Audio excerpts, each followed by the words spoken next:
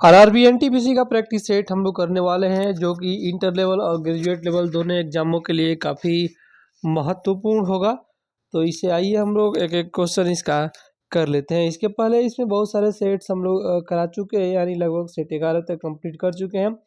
Total इसमें 30 set दिए गए हैं, जो कि इंटर लेवल और जो है आप यहाँ पे देख सकते हैं ग्रेजुएट लेवल दोनों के लिए इम्पोर्टेंट है। एनटीपीसी का यह सेट्स है, यहाँ पे सब कुछ आपको लिखा हुआ दिख रहा है। चलिए हम लोग चलते हैं सेट नंबर 12 पे, क्योंकि हम लोग सेट नंबर 11 तक ऑलरेडी कंप्लीट कर चुके हैं। तो आप लोग को क्या करना है, जितने भी सेट कराए गए हैं देखना है, प्लेलिस्ट में जाना है, वहाँ पे सारे वीडियोस आपको इकट्ठे आपको मिल जाएंगे। तो आप जा सकते हैं और देख सकते हैं। जैसा कि देखिए यहाँ पे यह सेट नंबर 12 है, मैं दिखा दे रहा हूँ ताकि कोई कन्फ्यूजन न रहे। चैनल को अभी तक सब्सक्राइब नहीं किया है तो तुरंत चैनल को सब्सक्राइब कीजिए, वीडियो को शेयर और लाइक कमेंट जरूर कीजिएगा। और जितने भी लोग नए आ रहे हैं उनसे रिक्वेस्ट है, चैनल को ज़्यादा से ज़्यादा आप लोग सब्सक्राइब कीजिए, ठीक है। देखिए यहाँ पे आइए क्वेश्चन नंबर 1 देख लेते हैं, उसके बाद कुछ और इन्फॉर्मेशन देते हैं। बाजारों का सबसे बड़ा उत्पादक राज्य कौन सा है? तो आंसर हो जाएगा यहाँ पे दोस्तों Rajasthan. Option B correct answer हो जाएगा यहाँ पे। बाजरा का दोस्तों, बाजरा जो होता है ना, बाजरा जिसको बार्ले बोलते हैं इंग्लिश में, उसका सबसे बड़ा उत्पादक राज्य कौन सा है? तो आपका राजस्थान है, याद रख लीजिएगा। बाजरा बलुआ और उथली काली मिट्टी पर उगाया जाता है, तो इसे देख लीजिएगा। और यहाँ पे दोस्तों कुछ बातें जान लेते हैं। दाल का मुख्य उत्पादक राज्य जान लेते हैं कौन कौन है। तो मध्य प्रदेश, राजस्थान, महाराष्ट्र, उत्तर प्रदेश और कर्नाटक। और कॉफ़ी की कृषि, कॉफ़ी जो हम लोग पीते हैं उसका जो है कृषि की शुरुआत बाबा बुदन की पहाड़ियों के आसपास कर्नाटक, केरल और तमिलनाडु में की जाती है। ये सारी बातें हैं, आपको याद रख लेना है। नेक्स्ट क्वेश्चन हम लोग देखते हैं आपका। भारतीय संविधान की प्रस्तावना में कौन सा शब्द यह दर्शाती है कि भारत किसी भी बाहरी नियंत्रण से मुक्त है? तो यह आंसर हो जाएगा आपका यहाँ पे संपूर्ण प्रभुत्व संपन्न। बी करेक्ट आंसर आपका यहाँ पे हो जाएगा, याद रख लीजिएगा यहाँ पे। नेक्स्ट क्वेश्चन चलिए हम लोग देख लेते हैं। नेक्स्ट क्वेश्चन नंबर 3 देख लेते हैं, उसके पहले कुछ इन्फॉर्मेशन ले लेते हैं। आइए यहाँ पे मैं आपको एक व्हाट्सअप नंबर यहाँ पे मैं दे रहा हूँ। व्हाट्सअप नंबर आप नोट कर सकते हैं 92 62 30 17 6 9 9262301769 पे आप मेरे से बात करके आप व्हाट्सएप ग्रुप में जुड़ सकते हैं, टेलीग्राम चैनल पर जुड़ सकते हैं। डिस्क्रिप्शन में भी लिंक दिया जाएगा। यदि आप पैड ग्रुप ज्वाइन करना चाहते हैं तो पैड ग्रुप भी ज्वाइन कर सकते हैं, जहाँ पे एग्ज़ाम तक जो है बहुत सारे बुकों का प्रैक्टिस सेट सेंड किया जाता है। कुछ आपको पेमेंट करना पड़ेगा उसके लिए। प्रैक्टिस सेट यानी जितने ही मार्केट में बुक आता है सबका प्रैक्टिस सेट सेंड किया जाएगा। और दो तरह से प्रैक्टिस सेट, बिल्कुल प्लेन प्रैक्टिस सेट और एक बिल्कुल टिक लगा हुआ। जैसे क्वेश्चन, इस क्वेश्चन का आंसर ए सही है तो इस क्वेश्चन के आंसर पे टिक लगा हुआ प्रैक्टिस सेट आपको मिल जाएगा सेम बुक का। तो वहाँ पे दो तरह से जो है आपको मिल जाएगा। चलिए यहाँ पे क्वेश्चन नंबर 2 देखते हैं। और क्वेश्चन 2 यहाँ पे देख लेते हैं। भारतीय संविधान की प्रस्तावना में कौन सा शब्द यह दर्शाता है कि भारत किसी बाहरी नियंत्रण से मुक्त है? ये हम लोग देख लिए थे, ठीक है, एक बार रिवाइज करा दिए। चलिए नेक्स्ट यहाँ पे 3 देख लेते हैं। भारत में निम्नलिखित में से कौन सा पठार अरावली और विंध्य क्षेत्र के बीच स्थित है? तो यहाँ पे क्या आंसर हो जाएगा, आप देखिए। आंसर हो जाएगा दोस्तों आपका मालवा का पठार। डी करेक्ट आंसर आपका हो जाएगा यहाँ पे। भारत में मालवा का पठार अरावली और विंध्य क्षेत्र के बीच स्थित है, याद रखना है आपको, ठीक है। मालवा का पठार कहाँ पे है दोस्तों? तो मालवा का पठार मध्य प्रदेश और छत्तीसगढ़ राज्य में स्थित है। दक्कन का पठार का विस्तार तापी नदी के दक्षिण से त्रिभुजाकार रूप में है, याद रखना है यहाँ पे। मध्य उच्च भूमि का सुदूर पूर्व का विस्तार मुख्यतः दामोदर और स्वर्ण रेखा नदियों द्वारा अपवाहित है, जिसे छोटा नागपुर का पठार भी कहा जाता है। इसका विस्तार बिहार राज्य के गया जिले की दक्षिण सीमा तक है। मेघालय का पठार प्रायद्वीपीय पठार का विस्तार है, ये भी याद रख लेना है। और मारवाड़ का पठार राजस्थान के मरवाड़ क्षेत्र मुख्यतः राज्य के पश्चिमी भाग में स्थित है। 4 क्वेश्चन है आपका, एन एरा ऑफ डार्कनेस पुस्तक किसने लिखी है? तो आपका Shashi Tharoor, D correct answer आपका हो जाएगा। शशि थरूर की कुछ अन्य पुस्तकें हैं, देखिए, why I am Hindu, the great Indian novel, आपका inglorious empire, the paradoxical prime minister है, ऐसा कुछ है, और बहुत सारी पुस्तकें हैं इनकी। चलिए नेक्स्ट क्वेश्चन देखते हैं हम लोग। यहाँ पे क्वेश्चन नंबर 5,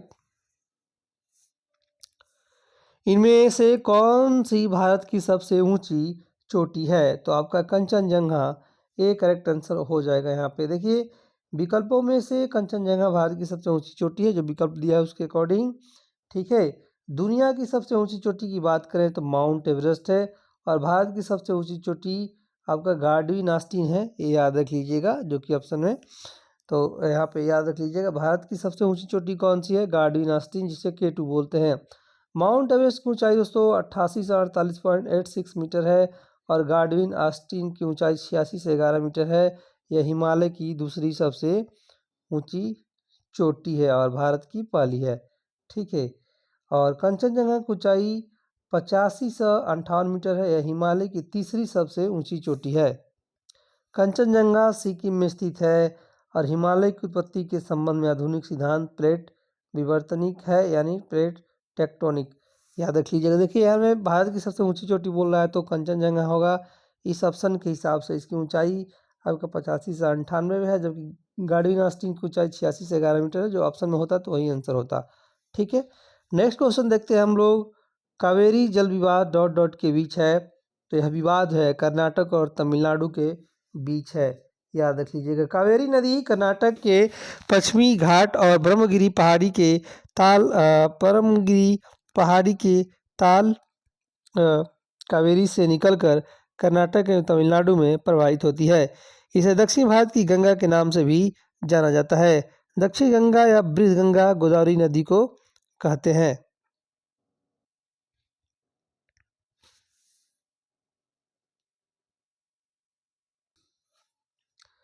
देखिए, कावेरी एक अंतर्राज्यीय नदी है, केरल, कर्नाटक, तमिलनाडु, पुदुचेरी इस नदी बेसिन में आते हैं।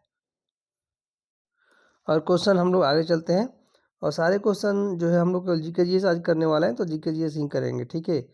कैसे कर रहे हैं हम लोग सब कुछ पहले डिस्कस किए होंगे, जो लोग पहले देखे होंगे, जो लोग अभी नहीं देखे तो मैं बता दे रहा हूँ कि क्वेश्चन एक जगह पे नहीं है जीके जीएस का, कहीं कहीं पे है, तो ऐसे ही हम लोग कर रहे हैं, ठीक है। नेक्स्ट यहाँ पे चलिए हम लोग अगला क्वेश्चन देख लेते हैं। क्वेश्चन नंबर 13 है, जो कि जीके जीएस का है। प्रवाह कोशिका मापी तकनीक का उपयोग मुख्य रूप से किस उद्देश्य के लिए किया जाता है? तो आंसर हो जाएगा यहाँ पे, कोशिकाओं के आकार, आकृति और प्रतिदीप्ति का विश्लेषण करना, बी करेक्ट आंसर यहाँ पे हो जाएगा, ठीक है। नेक्स्ट क्वेश्चन देख लेते हैं, आइए हम लोग। क्वेश्चन है आपका, कोलेस्ट्रॉम में मौजूद एंटीबॉडी जो कुछ बीमारियों से नवजातों की रक्षा करते हैं, आपका आंसर हो जाएगा 1Ga का प्रकार, ऑप्शन जो है बी करेक्ट आंसर आपका यहाँ पे हो जाएगा। नेक्स्ट क्वेश्चन हम लोग चलते हैं क्वेश्चन नंबर 20 पे, वहाँ मिल जाएगा हमको। तो देखिए यहाँ पे आपका क्वेश्चन है, क्वेश्चन क्या है दोस्तों, कोरोमंडल तट निम्नलिखित किन दो राज्यों के गृह भूमि है? तो यह आपका महाराष्ट्र और गुजरात की है, ऑप्शन जो है आपका यहाँ पे बी करेक्ट आंसर आपका। एक सेकेंड, क्वेश्चन नंबर है 23, एक सेकेंड दोस्तों, ऊपर भी है कुछ क्वेश्चन, है ना, छोटा, यहाँ से देख लेते हैं एक ही से। जोजिला टनल प्रोजेक्ट कहाँ स्थित है? तो जोजिला टनल जो है आपका लद्दाख में है, बी करेक्ट आंसर आपका हो जाएगा। जोजिला टनल प्रोजेक्ट लद्दाख में स्थित है, और जोजिला टनल की लंबाई 14.15 किलोमीटर है, याद रख लीजिएगा। जोजिला दर्रा लद्दाख और कश्मीर को जोड़ता है, श्रीनगर को लेह से, याद रख लेना है आपका। और नरेंद्र मोदी द्वारा मार्च 2024 में दुनिया की सबसे बड़ी लेन वाली सुरंग सेला सुरंग का उद्घाटन अरुणाचल प्रदेश में किया गया। सुरंग से संबंधित जानकारी जान लीजिएगा, और इस टनल पर काम जो है ये सब हो गया है, तो ये देख लीजिएगा। नेक्स्ट क्वेश्चन है, 1875 में मोहम्मदन एंग्लो ओरिएंटल कॉलेज की स्थापना किसने की थी, जो बाद में अलीगढ़ विश्वविद्यालय जो है मुस्लिम विश्वविद्यालय बना। तो आपका आंसर हो जाएगा Syed Ahmed Khan. C correct answer आपका यहाँ पे हो जाता है। ठीक है, नेक्स्ट क्वेश्चन हम लोग देख लेते हैं जो देख रहे थे। कोरोमंडल निम्नलिखित किन दो राज्यों के बीच गृह भूमि है। तो कोरोमंडल दोस्तों आपका तमिलनाडु और आंध्र प्रदेश, आंसर हो जाएगा डी आपका आंसर हो जाएगा यहाँ पे। कोरोमंडल तट भारतीय उपमहाद्वीप का दक्षिणी पूर्वी तट क्षेत्र है। यह पूर्वी घाट हिंद महासागर बंगाल की खाड़ी के बीच स्थित है, याद रख लीजिएगा। नेक्स्ट क्वेश्चन है 1920 से 22 में असहयोग आंदोलन का नेतृत्व किसने किया था। तो आपका Mahatma Gandhi. D correct answer यहाँ पे हो जाएगा। असहयोग आंदोलन 1 अगस्त 1920 को प्रारंभ हुआ था। 1 अगस्त 1920 को ही विजय तिलक की मृत्यु हुई थी और 12 अगस्त 1922 को असहयोग आंदोलन वापस ले लिया गया था और 1 अगस्त 1920 को प्रारंभ हुआ था, याद रखिएगा। और 5 फरवरी 1922 को चौरी चौरा हत्याकांड के बाद गांधी जी असहयोग आंदोलन वापस लेने की निश्चय किए। ठीक है, ये भी याद रखिएगा। नेक्स्ट क्वेश्चन यहाँ पे देखते हैं। 1962 में भारत चीन युद्ध के दौरान त्यागपत्र देने वाले मंत्री का नाम बताइए। तो इस मंत्री का नाम हो जाएगा आपका बीके कृष्णन मेनन। ऑप्शन सी आपका करेक्ट आंसर हो जाएगा यहाँ पे। रक्षा मंत्री बीके कृष्णन मेनन ने 1962 में भारत चीन युद्ध के दौरान इस्तीफा दे दिया था। बीके कृष्ण मेनन इस समय भारत का रक्षा मंत्री थे तथा पंडित जवाहरलाल नेहरू भारत के प्रधानमंत्री और विदेश मंत्री थे। पूर्व प्रधानमंत्री जवाहरलाल नेहरू ने हिंदी चीनी भाई भाई का नारा दिया था, मगर 1959 में दलाई लामा के भारत में शरण होने के बाद दोनों देशों के संबंधों में तनाव आने लगा। यह तत्काल भारत चीन युद्ध की एक बड़ी वजह बनी, याद रखिएगा। नेक्स्ट क्वेश्चन चलते हैं हम लोग यहाँ देखते हैं। क्वेश्चन नंबर 26 देख लेते हैं यहाँ पे।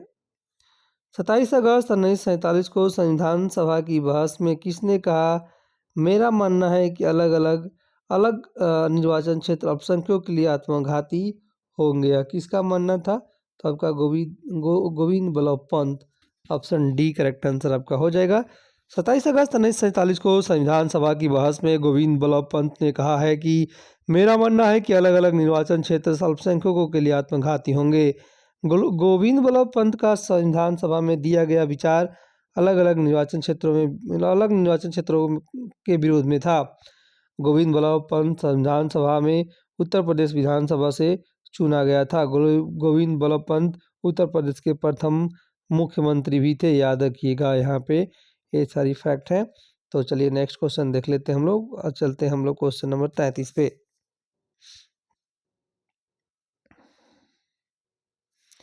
ठीक है, यहाँ देखिए आपका रासायनिक गतिक साम्य में अग्र और पश्च अभिक्रियाओं की दरें कैसी होती हैं। तो आपका अग्र और पश्च अभिक्रियाओं की दरें बराबर होती है। सी करेक्ट आंसर हो जाएगा। पिछले सेट में इसके बारे में हम लोग डिस्कस किए थे। चलिए आगे चलते हैं। प्लांक स्थिरांक की बीमा बताना है। तो आपका यहाँ पे कोणीय संवेग, ऑप्शन सी करेक्ट आंसर यहाँ पे हो जाएगा दोस्तों, कोणीय संवेग। ठीक है, इसे याद रख लीजिएगा। नेक्स्ट क्वेश्चन 35 देखते हैं हम लोग। 35 आपका मैथ रीजनिंग का है, फिर हमको चलना पड़ेगा 41 पे। चलिए यहाँ देखते हैं। निम्नलिखित में से कौन सी रचना मुंशी प्रेमचंद्र द्वारा लिखी गई है। तो यहाँ आंसर हो जाएगा आपका सेवा सदन। डी करेक्ट आंसर यहाँ पे हो जाएगा। मुंशी प्रेमचंद्र के द्वारा बहुत सारी रचनाएं हैं, जिनमें से गोदान, गबन, रंगभूमि, कर्मभूमि, मंगलसूत्र जैसी उपन्यास लिखी गई हैं। ठीक है, मंगलसूत्र एक अधूरी उपन्यास है, याद रखिएगा। गोदान प्रेमचंद्र का सबसे महत्वपूर्ण उपन्यास है। गोदान में हीरे, धनिया, गोबर, मंगला ये सब बातें चर्चा की गई है। थोड़ा सा और जान लेते हैं फैक्ट। कमायनी जयशंकर प्रसाद का सबसे महत्वपूर्ण पुस्तक है, याद रखिएगा। और नेक्स्ट क्वेश्चन चलिए हम लोग आगे देख लेते हैं। भारत के वन्यजीव संरक्षण अधिनियम 1972 में कितनी अनुसूचियां हैं। तो आपका यहाँ पे हो जाएगा 6। ऑप्शन जो है सी करेक्ट आंसर हो जाएगा। देखिए यहाँ पे ये बात याद रखिएगा।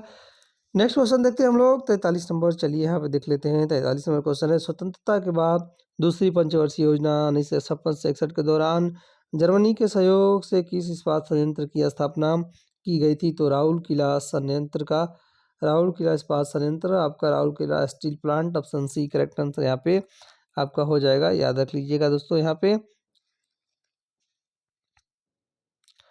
चलिए नेक्स्ट क्वेश्चन देखते हैं हम लोग। क्वेश्चन नंबर आपका, या थोड़ा सा फैक्ट जान लेते हैं। देखिए कुछ जो है स्टील प्लांट और उसके सहयोगी देश का नाम जान लेते हैं।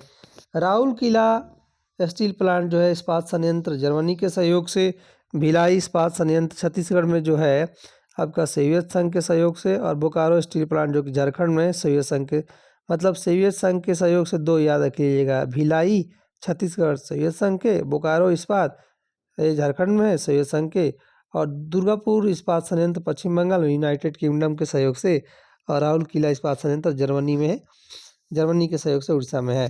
ठीक है, ये बात याद रखना है। नेक्स्ट क्वेश्चन चलिए देखते हैं हम लोग यहाँ पे। क्रिकेट में तेज गति से सिर की ऊंचाई तक फेंकी गई गेंद को कहा जाता है, आपका क्या कहा जाता है? बाउंसर कहते हैं। सी करेक्ट आंसर आपका यहाँ हो जाएगा। 45 नंबर क्वेश्चन आइए हम लोग देख लेते हैं। क्वेश्चन है आपका, मूल संविधान में किसी मौलिक कर्तव्य का उल्लेख नहीं था, क्योंकि आपका यह अपेक्षा की जाती थी कि देश के नागरिक अपने कर्तव्य का स्वेच्छा से पालन करेंगे। सी करेक्ट आंसर यहाँ पे हो जाएगा, याद रख लीजिएगा। ठीक है, संविधान के पुनरीक्षण के लिए गठित स्वर्ण सिंह समिति की सिफारिश पर 42वें संविधान संशोधन अधिनियम 1976 के जरिए संविधान के भाग 4 क के तहत मौलिक कर्तव्य को जोड़ा गया। इस भाग में अनुच्छेद 51 क के तहत 10 मौलिक कर्तव्यों को शामिल किया गया, और 86वां संविधान संशोधन अधिनियम 2002 के जरिए एक और मौलिक कर्तव्य जोड़ा गया, जिसे मिलाकर वर्तमान में 11 मौलिक कर्तव्य हैं। ये याद रखना है आपको। ठीक है, और एक फैक्ट जान लीजिए, इम्पोर्टेंट फैक्ट, कि संविधान में मूल कर्तव्यों को पूर्व सोवियत संघ के संविधान से प्रभावित होकर शामिल किया गया है। क्वेश्चन है आपका 46, राजस्व घाटे को कम करने के लिए सरकार निम्नलिखित में से कौन सा उपाय अपना सकती है? तो आपका हो जाएगा कर सुधार। सी करेक्ट आंसर आपका हो जाएगा। राजस्व घाटे को कम करने के लिए सरकार द्वारा सुधार उपाय अपना सकती है। याद रखिएगा। नेक्स्ट क्वेश्चन देखते हैं हम लोग। क्वेश्चन नंबर आपका 47 है आपका। हम लोग चलते हैं, हमको थोड़ा आगे चलना पड़ेगा क्योंकि मैथ रीजनिंग का क्वेश्चन है। चलिए देख लेते हैं आगे क्या है, यहाँ से देख लेते हैं 53 से। होल प्रभाव में जब एक धारावाही चालक को चुंबकीय क्षेत्र में रखा जाता है तो क्या उत्पन्न होता है? तो आपका एक वोल्टेज उत्पन्न होता है। बी करेक्ट आंसर आपका यहाँ पे हो जाएगा। नेक्स्ट क्वेश्चन चलिए हम लोग देखते हैं। क्वेश्चन नंबर 54 है आपका, दिखा देते हैं।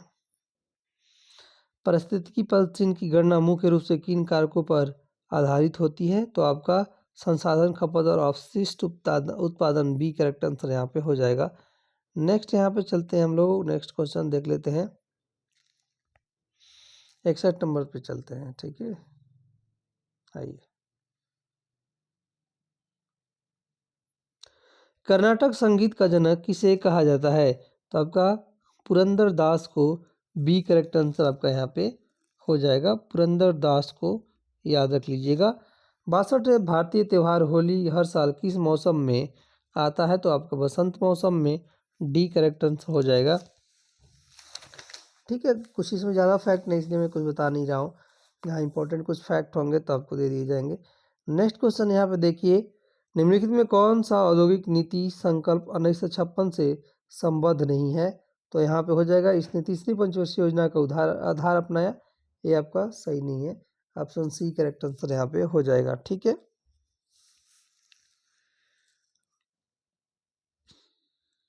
नेक्स्ट क्वेश्चन देख लेते हैं हम लोग 64 नंबर। अपने धन निष्कासन तर्क में निम्नलिखित में किसने कहा था ब्रिटेन भारत को पूरी तरह से खोखला कर रहा है? तो आपका Dadabhai Naoroji. Option A correct answer यहाँ पे हो जाएगा। दादा भाई नौरोजी 2 मई 1867 यानी 1867 में को लंदन में आयोजित ईस्ट इंडिया एसोसिएशन की बैठक में अपने लेख इंग्लैंड डेब्यू टू इंडिया में प्रस्तुत किया कि ब्रिटेन जो है भारत में अपने शासन कीमत के रूप में इस देश की संपदा को छीन रहा है। दादा भाई नौरोजी ने धन निष्कासन के सिद्धांत दिए, ये भी याद रखिएगा। और भारतीय राष्ट्रीय कांग्रेस ने अपने कलकत्ता अधिवेशन 1896 में औपचारिक रूप से नौरोजी को धन निष्कासन सिद्धांत को स्वीकार कर लिया था। ये सारी बातें आपको याद रखना है। और इनकी एक पुस्तक है poverty and earn British rule in India, ये भी पुस्तक का नाम याद रख लेना है। ठीक है, चलिए नेक्स्ट क्वेश्चन देखते हैं हम लोग। 65 नंबर क्वेश्चन देख लेते हैं। क्वेश्चन देखिए यहाँ पे, चोल साम्राज्य के दौरान ब्राह्मणों को दी गई भूमि के लिए निम्नलिखित में से किन शब्द का उपयोग किया जाता था? तो यहाँ पे आपका कौन सी जो है ब्रह्मोद्य, ऑप्शन सी करेक्ट आंसर यहाँ पे हो जाएगा, याद रख लीजिएगा यहाँ पे। ठीक है, चोल काल में भूमि के निम्न प्रकार है, बेलन वगई ब्रह्मोद्य जो है ब्राह्मणों को उपहार में दी जाती थी ब्रह्मोद्य, और साला भोग किसी विद्यालय के रख रखाव की भूमि थी, और देवनान या तिरुवनमट्टिकनी मंदिर को उपहार में दी गई, और पलीचंदम जैन संस्थानों को दान में दी गई भूमि। ठीक है, और चोल राज्य की आय का प्रमुख साधन भूमि कर था, याद रखिएगा। और चोल काल में वेल भूमि माप की इकाई थी। और यहाँ पे बहुत सारी बातें हैं। एक इम्पॉर्टेंट फैक्ट ये है कि स्थानीय स्वशासन चोल प्रशासन की मुख्य विशेषता है, याद रख लीजिएगा इसको। नेक्स्ट क्वेश्चन देखते हैं हम लोग 66 नंबर। आइए, क्वेश्चन है यहाँ पे, वेद पारंपरिक वनवासी किस देश के निवासी थे जो चारा खोजते थे, शिकार करते थे और घने जंगलों गुफाओं में एकजुट समूहों में रहते थे? तो आपका श्रीलंका, डी करेक्ट आंसर हो जाएगा आपका यहाँ पे। नेक्स्ट क्वेश्चन हम लोग चलिए देखते हैं, क्वेश्चन नंबर 73 पे।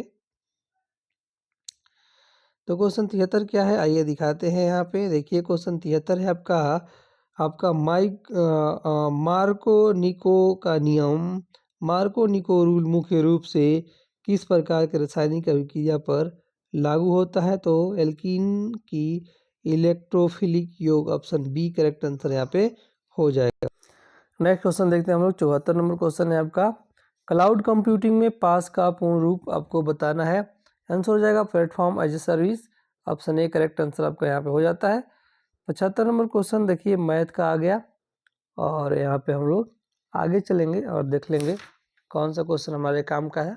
काम का यानी जीके जीएस मैथ रीजनिंग भी किया जाएगा इसके बाद, ये कंप्लीट होने के बाद। तो चलिए हम लोग देख लेते हैं, आपका 81 नंबर क्वेश्चन पे चलते हैं, वहाँ से आपको मिल जाएगा। क्वेश्चन है आपका यहाँ पे, निम्न में कौन सा संगठन पर्यावरण से संबंधित है? तो आपका आंसर हो जाएगा UNEP, option D correct answer आपका हो जाएगा। इसका फुल फॉर्म जानिए, United Nation Environment Programme. UNEP की स्थापना 1972 में की गई थी, और संयुक्त राष्ट्र संघ पर्यावरण गतिविधियों का समन्वयन करने वाली अंतर्राष्ट्रीय संगठन संयुक्त राष्ट्र पर्यावरण कार्यक्रम है। इसका मुख्यालय नैरोबी केन्या में स्थित है।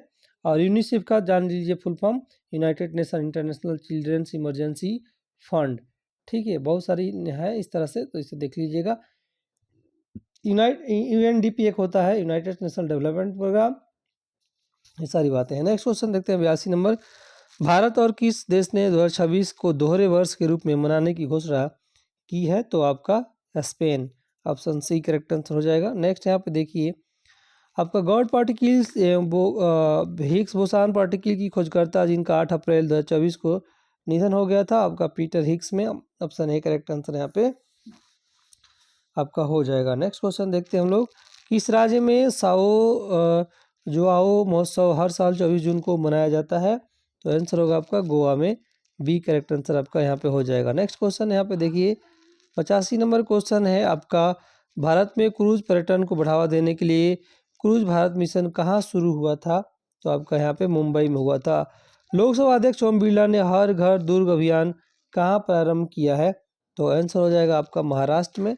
नेक्स्ट क्वेश्चन हम लोग देखते हैं, चलिए नेक्स्ट क्वेश्चन के लिए हमको चलना पड़ेगा क्वेश्चन नंबर आपका 93 पे। ठीक है, तो यहाँ पे देख लेते हैं, आइए। क्वेश्चन है, कर्नेल ऑपरेटिंग सिस्टम में कौन सा कार्नेल ऑपरेटिंग सिस्टम में कौन सा भाग होता है? तो इसमें आपका मुख्य को जो हार्डवेयर के साथ सीधे संपर्क करता है। ऑप्शन सी करेक्ट आंसर हो जाएगा। प्रियन रोग किस प्रकार के रोगजनक के कारण होता है? तो यह आपका असंक्रामक protein. Option D correct answer आपका हो जाएगा। नेक्स्ट क्वेश्चन हम लोग देखते हैं, और आपको ही क्वेश्चन नहीं है यहाँ पे, आपका किसका, जीके जीएस का, ठीक है। तो ये सारा क्वेश्चन आपका मैं दिखा दे रहा हूँ, यहाँ पे थोड़ा सा नीचे आपको मिल जाएगा। ये सब मैथ रीजनिंग क्वेश्चन है। चलिए यहीं पे एंड करते हैं। आप सबका बहुत बहुत धन्यवाद।